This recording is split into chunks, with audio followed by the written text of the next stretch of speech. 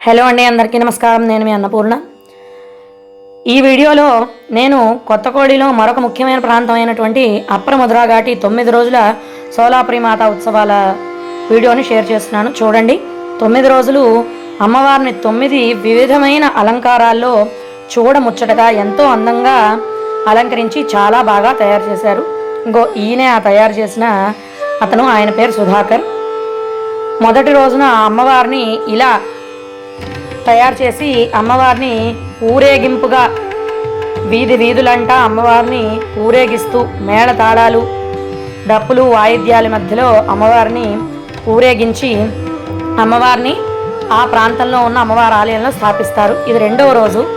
చక్కగా ఒక్కో రోజు ఒక్కో అలంకారంలో అమ్మవారిని తయారు చేశారు. మూడవ రోజు సోలాపురి మాతగా, 4వ రోజు ఎల్లమ్మ దేవిగా, అలాగే 5వ రోజున అమ్మవారిని చక్కగా దుర్గాదేవి అలంకారంలో శివాజీ మహారాజ్తో పాటు, అలాగే 6వ రోజున వీర సక్కమ్మ దేవిగా, అలాగే 7వ రోజున శుక్రవారం రోజున అమ్మవారిని మహాలక్ష్మీ దేవిగా చూడండి ఎంత అందంగా అమ్మవారిని అలంకరించి తయారు చేశారు.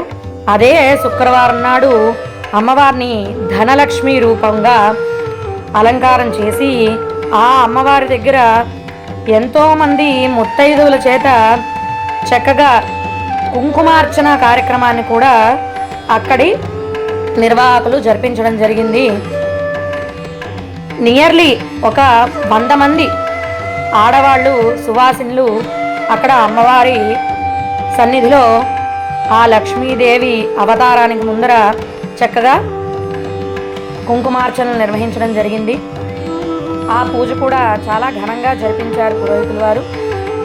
ఇలా శుక్రవారం నాడు కుంకుమార్చన పూర్తయ్యాక మళ్ళీ మర్నాడు అమ్మవారిని మాతాంగీ దేవిగా, ఆ తరువాతి రోజు ఆఖరి రోజు కాళీమాత అవతారం అన్నాను కదా, మహంకాళి దేవి భద్రకాళి అవతారంలో అమ్మవారిని ఇలా తీర్చిదిద్దారు.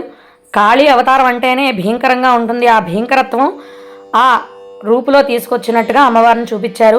ఇలా తయారు చేసిన మర్నాడు ఉదయం అమ్మవారికి కుంభం అనే కార్యక్రమాన్ని జరిపిస్తారు.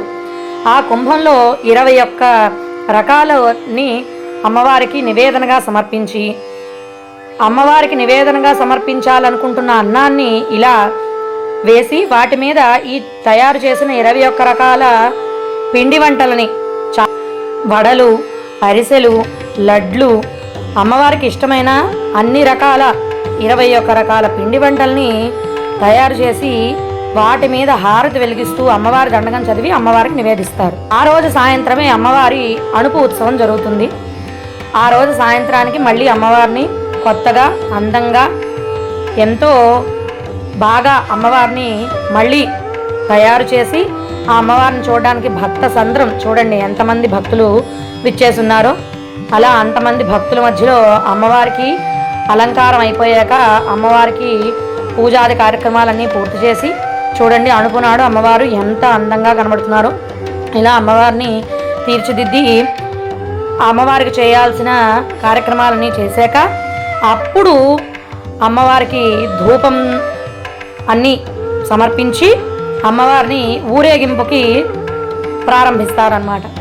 ఇప్పుడు ఆ ఘటాన్ని ఎవరైతే అక్కడ 9 రోజులు నిష్టగా ఉన్న పూజారులు ఎవరైతే ఉన్నారో వారి తల మీద పెట్టి అమ్మవారిని మళ్ళీ ఏ ప్రాంతంలో అయితే అమ్మవారి పండుగ జరుగుతుందో ఆ ప్రాంతం అంతా మళ్ళీ ఊరేగించి అమ్మవారిని అప్పుడు అణుపు కార్యక్రమం జరుగుతుందన్నమాట.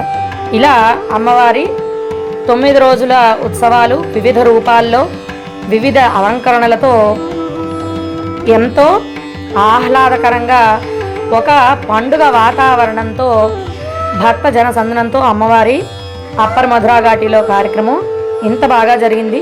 దాన్ని చూడడానికి 2 కళ్ళు సరిపోవు, అంత అందంగా అమ్మవారు చూడండి ఎంత ముద్దుగా, ఎంత చూడడానికి పచ్చని ఛాయతో 3 నేత్రాలతో అమ్మ అందరినీ ఆశీర్వదిస్తున్నట్టుగా ఎంత బాగా అలంకరించారో. ఈ అమ్మవారిని ఇప్పుడు ఊరేగింపుకు తీసుకెళ్లే ముందర మేళతాళాలు ఇవన్నీ పెడుతూ వాటితో పాటు చక్కగా అమ్మవారికి ఉత్సవం అంటే అది ఒక పండుగతో సమానం కాబట్టి అమ్మవారిని ఇలా వివిధ రకాలైన బాణాసంచా కాలుస్తూ అమ్మవారిని అణుపు కార్యక్రమం ఎంతో ఘనంగా జరపడం జరిగింది.